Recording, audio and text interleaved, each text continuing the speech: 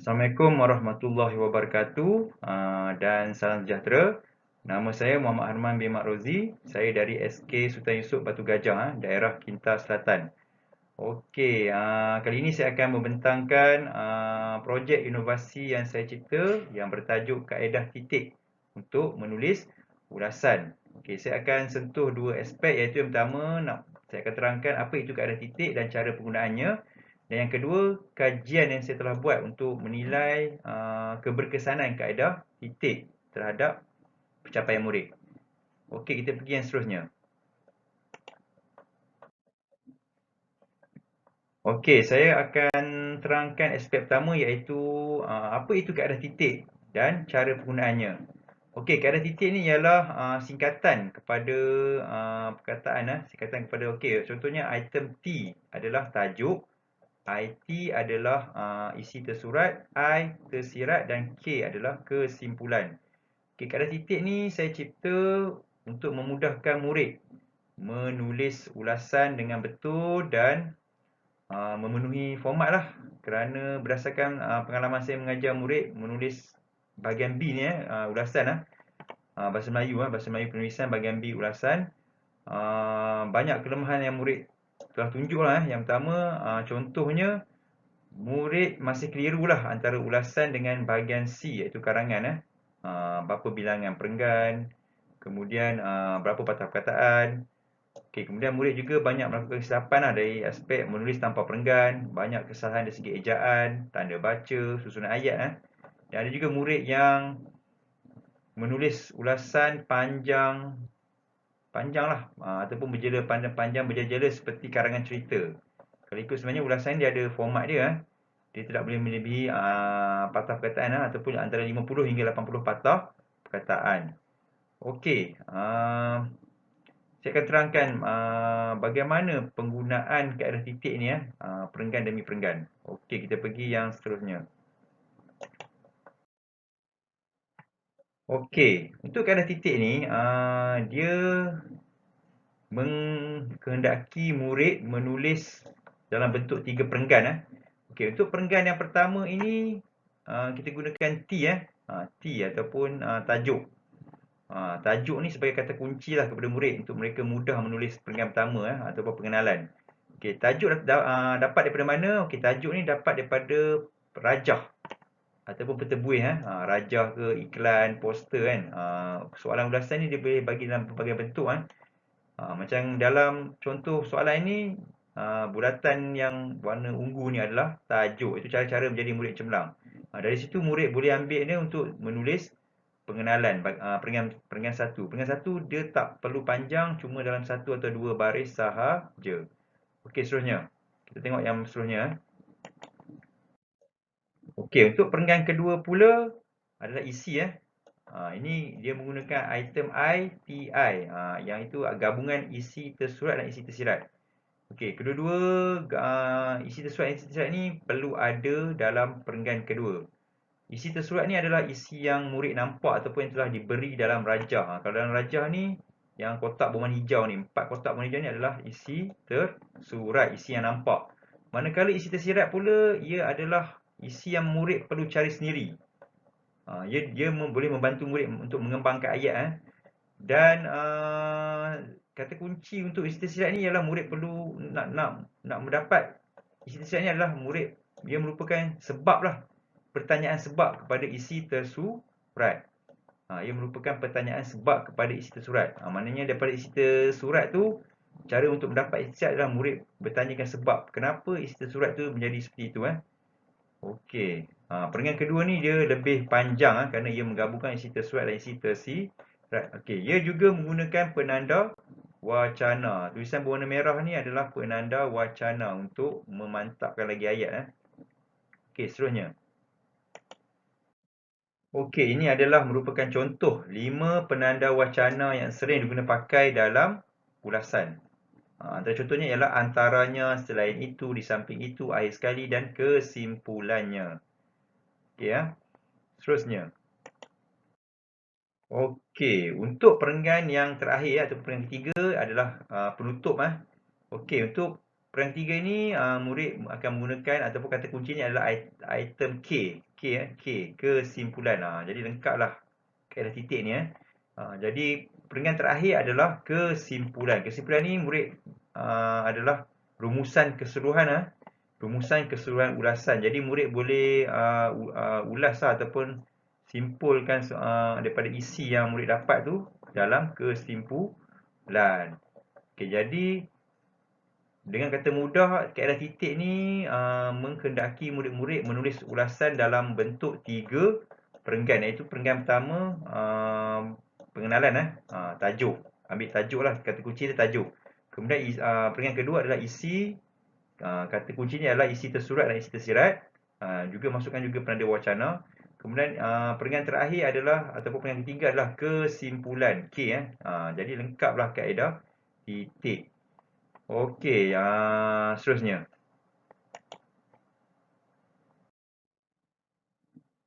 Okey, ini adalah contoh ulasan lengkap. Perenggan demi perenggan lah. Saya pecahkan ikut perenggan. Contoh perenggan pertama pengenalan. Dia tak perlu panjang, dalam 1 atau 2 baris saja. Mana perenggan kedua adalah isi. Ini yang gabungan isi tersurat dan isi tersirat. Dia lebih panjang. Dia lebih panjang kerana ia ada isi tersurat dan isi tersirat. Dan sementara penutup perenggan ketiga adalah kesimpulan. Tak perlu panjang juga, dalam 1 atau 2 baris. Okey, kemudian kita tengok yang seterusnya. Okey, ini pula adalah contohlah ulasan lengkap. Selepas murid selesai buat 3 perenggan, inilah rupanya. Rupa ulasan yang ditulis dengan betul lah dan mengikut format. Contohnya ada perenggan. Kalau ikut kaedah titik, dia ada 3 perenggan. Iaitu perenggan pertama ini adalah pengenalan, menggunakan item T, tajuk. Perenggan kedua adalah isi yang menggabungkan isi tersurat dan isi tersirat. Dan perenggan terakhir adalah ketiga adalah penutup. Ia adalah kesimpulan. Okey, seterusnya. Okey, jadi saya dah terangkan tadi secara ringkas mengenai apa itu kaedah titik dan cara penggunaannya. Okey, sekarang ni saya akan terangkan pula kajian yang saya telah buat untuk saya menilai keberkesanan kaedah titik terhadap pencapaian dan persepsi murid dalam bahasa Melayu penulisan bahagian B, iaitu menulis ulasan. Okey, kita tengok seterusnya. Okey, bagi menjalankan kajian ini, saya telah memilih seramai 36 orang murid tahun 5 dari kelas 5 UM di SK Sultan Yusof Batu Gajah sebagai responden saya. Okey, sebab apa saya pilih murid kelas ini? Kerana pada tahun ini saya mengajar murid-murid ini. Jadi saya tak langsung, ia memudahkan saya lah untuk mengumpul maklumat. Okey, dari segi metodologi kajian, yang pertama reka bentuk kajian, saya telah memilih kaedah kuantitatif, kaedah yang melibatkan nombor lah, pengiraan. Kemudian untuk yang kedua, kaedah mengumpul data. Okey, macam mana saya mengumpul data? Okey, saya telah memilih 2 kaedah. So, kaedah pertama adalah kaedah penilaian. Iaitu instrumennya ialah ujian pra dan ujian pasca. Ujian pra ni saya bagi kepada murid sebelum mereka diajar menulis ulasan dengan menggunakan kaedah titik. Kemudian selepas habis buat ujian pra, mereka akan diajar menggunakan kaedah titik lah untuk menulis ulasan. Lepas mereka mahir menggunakan kaedah titik, jadi mereka diberi ujian pasca. Okey, yang kedua pula adalah kaedah tinjauan. Mana instrumennya ialah borang soal sidik persepsi. Saya nak kaji ataupun saya nak lihat sejauh mana murid minat lah. Tengok sejauh mana minat murid tu meningkat atau tidak terhadap ulasan selepas mereka diajar menggunakan kaedah titik. Okey, selepas mengumpulkan data, dia perlu analisis. Okey, untuk analisis kajian, saya telah memilih statistik deskriptif, iaitu di mana data ataupun dapatannya adalah dalam bentuk perbandingan markah, ujian pra dan ujian pasca, markah dan grade. Kemudian peratus dan skor kekerapan skala soal sidik. Skor kekerapan ni untuk skala, untuk soal sidik. Okey, itu dari segi metodologi kajian. Kita tengok seterusnya. Okey, untuk pelaksanaan kajian, saya telah mengambil masa selama 5 hari lah untuk mengumpulkan maklumat. 5 hari tidak termasuk untuk saya menyemaklah ujian pra dan pasca serta membuat analisis. Okey, untuk perasaan kajian, okey, ujian pra mengambil masa sama 1 hari. Mana murid menjawab ujian pra ni ketika mereka tidak diajar lagi keadaan titik. Kemudian selepas ujian pra, baru saya menjalankan proses PDPC, menulis ulasan dengan menggunakan kaedah titik. Saya ajar murid menggunakan kaedah titik. Kemudian murid akan berbincang dengan saya, kemudian akan bersoal jawab, kemudian menyalin nota dan juga saya juga akan memberi latihan kepada murid lah. Okay, kemudian selepas murid dah mahir ataupun telah faham keadaan titik ni, barulah saya memberi mereka ujian pasca. Okay. Saya mengajar keadaan titik ni selama 2 hari ataupun 2 sesi PDPC. Selepas itu baru saya bagi ujian pasca. Okay. Soalan ujian pra, ujian pasca adalah sama. Okey, kemudian selepas itu barulah saya bagi murid ataupun responden menjawab borang soal sidik persepsi. Keseluruhan kajian ni saya buat untuk mengumpul data adalah selama 5 hari. Okey, seterusnya. Okey. Ini adalah hasil kajian. Yang pertama hasil kajian kita tengok dari segi dapatan ujian pra dan ujian pasca markah. Okey, berdasarkan ujian pra, ujian pasca didapati seramai 26 orang responden ataupun 72.22% menunjukkan peningkatan markah dalam ujian pasca berbanding ujian pra. Jadi mereka telah menunjukkan peningkatan markah dalam ujian pasca. Ini menunjukkan bahawa kaedah titik telah berjaya meningkatkan sebahagian besar responden. Manakala 2 orang responden ataupun 5.56% markah menurun. Manakala 8 orang lagi ataupun 22.22% markah mereka sama. Ujian pra dan ujian pasca adalah sama. Okey, itu adalah dari segi markah. Mana dapatan dia adalah kaedah titik telah berjaya meningkatkan markah majoriti murid ataupun majoriti ataupun sebahagian besar responden. Okey, kita tengok dapatan yang lain. Okey, ini pula adalah dapatan ujian pra dan ujian pasca dari segi grade, perbandingan grade. Okey, grade ni untuk makluman semua, ulasan ni markah penuh dia adalah 15. Jadi pembahagian grade ni adalah saya buat sendiri. Dia tiada piawaian yang standard. Jadi saya buat sendiri supaya saya mudah nak kelompokkan murid mengikut pencapaian. Okey, kalau dari segi grade ni didapati bilangan murid yang mendapat A markah di antara 13 hingga 15 markah semasa ujian pasca adalah lebih ramai daripada ujian pra ataupun meningkatlah. Ujian pasca yang dapat grade E adalah 10 orang ataupun 27.78% berbanding 3 orang sahaja pada ujian pra. Dan apa yang kita tengok dalam jadual ni didapati murid yang mendapat grade C ketika ujian pra telah pun menurun semasa ujian pasca. Maknanya ujian pra ada 11 orang, manakala ujian pasca tinggal 3 orang. Sebahagian besar murid yang dapat C pada ujian pra dahulu telah meningkat markah mereka ke B. Okey, ini menunjukkan bahawa dalam dari segi grade, kaedah titik telah pun berjaya meningkatkan grade para responden. Kita tengok dapatan yang seterusnya.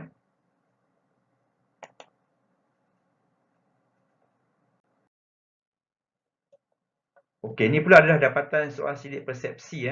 Okey, persepsi ni kita nak lihat sejauh mana murid minat mereka terhadap ulasan ni meningkatlah selepas menggunakan kaedah titik. Okey, dapatan yang saya boleh buat di sini ialah sebahagian besar murid responden telah menjawab setuju ataupun skala 3 dan skala 4 sangat setuju bahawa kaedah titik ni telah membantu mereka untuk menulis ulasan dengan baik dan memenuhi format. Jadi mereka bersetujulah dan sangat bersetujulah bahawa kaedah titik ni memang telah membantu mereka menulis ulasan dengan baik dan juga sangat menyeronokkan. Itu secara rumusan keseluruhan. Okey, itu dapatan soal sidik. Maknanya dapatan soal sidik ni telah menyokonglah dapatan ujian pra dan ujian pasca. Okey, kita tengok seterusnya. Okey, ini adalah perbincangan hasil kajian atau perumusan keseluruhan. Okey, apa yang saya boleh kata daripada hasil kajian yang saya buat ni ialah kaedah titik ni telah berjaya meningkatkan pencapaian murid ataupun responden. Contohnya ialah seperti cakap tadi 26 orang responden atau 72.22% telah mencatatkan peningkatan markah dalam ujian pasca berbanding ujian pra. Itu dari segi markah. Dari segi grade pula 10 orang responden telah memperoleh grade A. Semasa ujian pasca berbanding hanya 3 orang saja yang ketika ujian pra. Dari segi markah dan grade memang keadaan titik telah membantu meningkatkan pencapaian murid.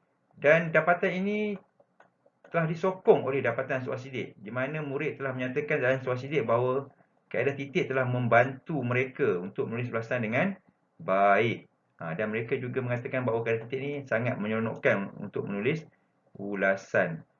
Okey, manakala dapatan soal sidik juga telah menyatakan, murid telah menyatakan bahawa kaedah titik ini memang telah ataupun telah membantu mereka lah untuk meningkatkan pencapaian dan pemahaman mereka dalam menulis ulasan. Okey. Jadi sampai di sini saja pembentangan saya. Apa yang saya boleh kata bahawa kaedah titik ini adalah kaedah yang telah membantu murid lah untuk menulis ulasan dengan baik dan mematuhi format. Okey, jadi sampai di sini saja pembentangan saya. Jadi sekian, terima kasih.